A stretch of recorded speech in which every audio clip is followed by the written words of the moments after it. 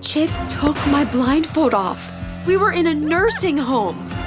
He pushed me into a wheelchair saying it was my birthday present.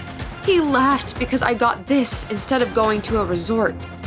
It almost made me cry, but I had to put up with it. We were invited to a work party, but Chip told me not to go. He tore my new dress and said it wouldn't look good on an old lady.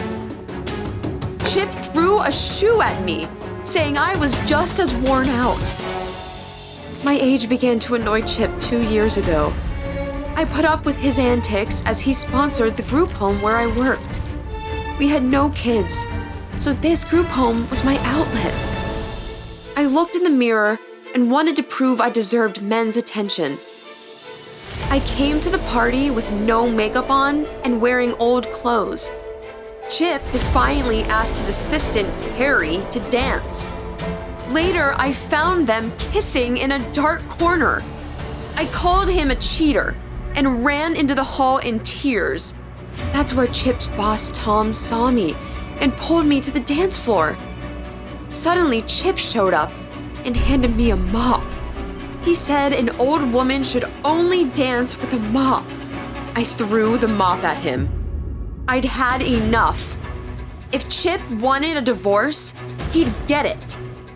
But then I found out Chip wanted me to file for divorce. He didn't want to divide the property equally with me.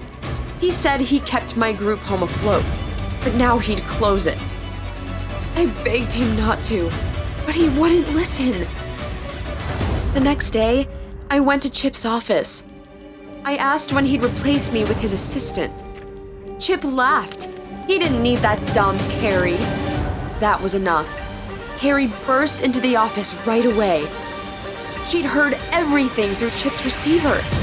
I'd purposely pressed the conference call button when I came. I asked Carrie to help prove Chip had an affair. After all, 80% of the property goes to the injured party in divorce. Carrie agreed and called Tom, the CEO of the company. Carrie accused Chip of workplace harassment. Tom said he wouldn't tolerate it and fired Chip. Chip was ordered to pay Carrie a settlement. I got my group home back. Tom apologized for not standing up for me at the party. He asked me out, and soon we were married.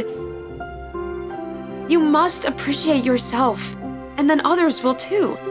Don't you agree?